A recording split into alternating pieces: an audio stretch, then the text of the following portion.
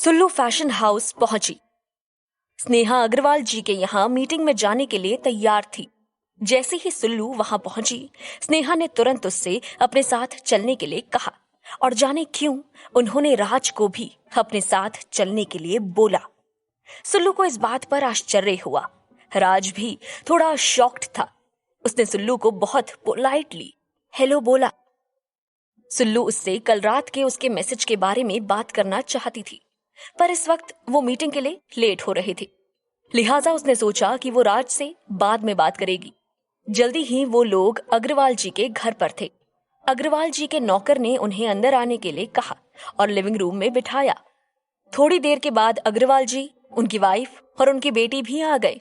अग्रवाल जी बोले, स्नेहा जी, frankly speaking मैं मेरी बेटी की शादी के आउटफिट्स साहिल से डिजाइन करवाना चाहता था। I think you know Sahil Malhotra, the top designer. Sneha ने कहा, ऑफ कोर्स, उन्हें कौन नहीं जानता, he is very famous celebrity designer. जी वही, बट जब से मेरी बेटी तृप्ति ने आपका फैशन शो देखा है, तब से वो आपकी बहुत बड़ी फैन हो गई है और इसका कहना है कि ये मौका आपको देना चाहिए। देखिए, मैं तो इन सब के बारे में ज्यादा जानता नहीं हूँ, पर ये मेरी इकलौती बेटी की शादी है और मैं हर चीज बेस्ट चाहता हूँ। तो अब आप बताइए, क्या आप इस काम को एक्सट्रीमली बेस्ट तरीके से कर पाएंगी? जी सर, आप निश्चिंत रहिए, आप एक बार हमें मौका देकर देखिए, आपको निराश नहीं होना पड़ेगा, स्नेहा ने कहा। तभी अग्रवाल जी की बेटी तृप्ति ने स्नेहा से पूछा, वैसे ma'am, if you don't mind me asking, fashion show के सारे डिजाइन्स आपके खुद के ही थे? I mean, were it yours only और ऑफ योर टीम? स्नेहा ने मुस्कुराते हुए बहुत प्राउडली कहा, मेरे फैशन शो के सारे डिजाइन्स मेरे खुद के ही होते हैं। मेरी टीम मेरे डिजाइन्स पर ही काम करती है। ये सुनकर सुल्लू ने बड़े ही अजीब ढंग से स्नेहा की ओर देखा। वो सरासर झूठ बोल रही थी। वो सारे डिजाइन्स सुल्लू के थे। स्नेहा ने बिना किसी झिझक के उन्हें अपना बता दिया था। सुल्लू को ये बात समझ नहीं आ रही थी कि स्नेहा मैम उसका क्रेडिट खुद क्यों ले रही थी। वो फिर भी चुप रही। उसे लगा कि अभी कुछ भी बोलना ठीक नहीं होगा। वो बाद में इस बारे में स्नेहा मैम से बात करेगी। वो अपनी सोच से बाहर आई और उसने सुना तृप्ति बोल रही थी, मैम, मैंने बहुत से फैशन शो देखे हैं, बट आपके फैशन शो की बात ही अलग थी। सारे डिजाइन एक से बढ़कर एक थे। स्पेशली आपने इंडो वेस्टर्न फ्यूजन में जो ट्राइबल प्रिंट यूज किया था, वो तो बेस्ट था, रियली। मैं भी अपने प्री वेडिंग शूट के लिए वैसा ही कुछ चाहती हूँ। अचानक से राज बोला, जी वो सुल्लू का आइडिया था, ये सारी उसी की डिजाइन थी। वो ट्राइबल प्रिंट का आइडिया भी इसी का था। सुल्लू का मुंह आश्चर्य से खुल गया।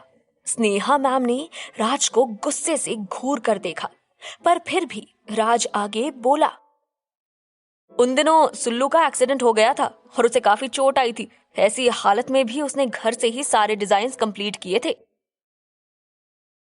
हालांकि यहाँ ये सारी डिटेल्स देने की जरूरत नहीं थी, बट इस समय राज के दिल में जो स्नेहा मैम के लिए गुस्सा था, वो बाहर निकल रहा था। साथ ही वो सुल्लू को भी यकीन दिलाना चाहता था कि वो उसका बुरा नहीं चाहता है। तृप्ति बोली, वाओ, दैट्स ग्रेट। सुल्लू जी, मैं चाहूंगी कि मेरे सारे ड्रेसेस आप ही डिजाइन करें। जी sure ma'am, I will do my best, Sullu मुस्कुराते हुए बोली। तभी स्नेहा मुस्कुराते हुए बोली, आप चिंता मत कीजिए तृप्ति जी, आपकी शादी के सारे ड्रेसेस मैं खुद डिजाइन करूंगी, बिल्कुल वैसे ही जैसे आप चाहेंगी। आफ्टर ऑल, शादी जिंदगी का सबसे इम्पोर्टेंट मौका होता है। मेरे डिजाइन किए हुए ड्रेसेस आपके इस खास मौके पर आपको सबसे बेस्ट लुक देंगे। Oh, that's so nice of you ma'am, thank you, Tripti ने कहा। इसके बाद उन्होंने बाकी सारी डिटेल्स नोट की।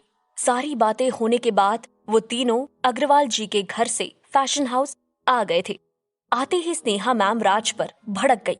वो गुस्से से बोली, तुम्हारी हिम्मत कैसे हुई मेरी बात काटने की? हो कौन तुम? इतने सालों से यहाँ काम कर रहे हो, पर आज तक ठीक से एक ड्रेस डिजाइन नहीं कर सकते। तुम्हें क्या लगता है तुम मुझसे ज्यादा जानते हो? आखिर तुम्हें वहां अपना मुंह खोलने की जरूरत क्या थी? बट मैम, मैंने गलत क्या कहा?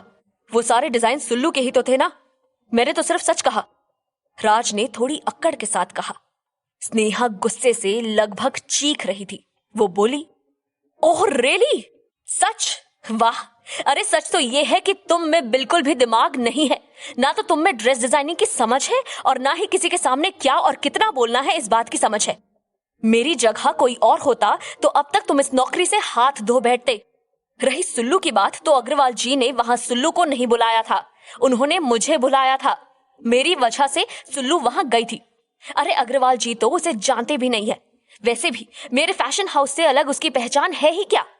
अगर मेरा फैशन हाउस नहीं होता तो क्या कभी सुल्लू को इतना बड़ा फैशन शो करने का मौका मिलता? अगर हमें आज इतना बड़ा मौका मिला है तो सिर्फ मेरी वजह से, मेरे फैशन हाउस की वजह से। और वैसे तुम्हें कब से सुल्लू की इतनी चिंता होने लगी है? अब तक तो उसकी बुराई करते तुम्हारा मुंह नहीं तकता था, आज अचानक सुल्लू की इतनी फिक्र क्यों? स्नेहा का गुस्सा 7वें आसमान पर था। गुस्से में उसे ध्यान ही नहीं रहा कि वो कुछ ज्यादा बोल गई थी। सुल्लू बहुत हैरानी से उसकी तरफ देख रही थी। उसकी बातें सुल्लू को हर्ट कर रही थी। सुल्लू सोच रही थी कि क्या उसकी सारी मेहनत का कोई मतलब नहीं है। सबसे ज्यादा उसे ये बात चुभी जब स्नेहा ने कहा था कि उसके फैशन हाउस से अलग सुल्लू की कोई पहचान नहीं है।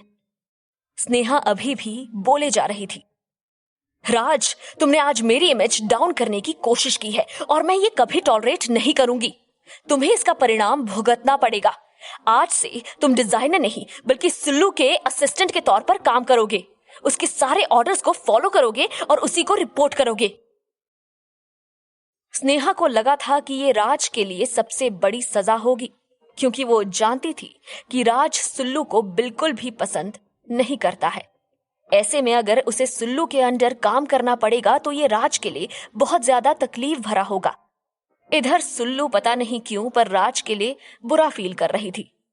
स्नेहा की तरह उसे भी यही लग रहा था कि ये राज के लिए किसी सजा से कम नहीं होगा और वो ऐसा बिल्कुल भी नहीं चाहती थी।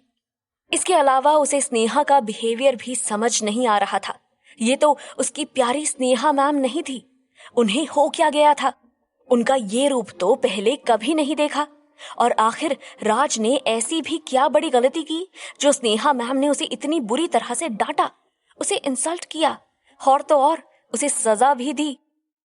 जो राज ने किया उसकी उम्मीद तो सुल्लू को स्नेहा से थी। उसे लगा था स्नेहा खुद खुशी खुशी अग्रवाल जी को बताएगी कि वो सारी डिजाइन्स सुल्लू की थी, पर बजाय इसके उनका तो रूप ही बदला हुआ था।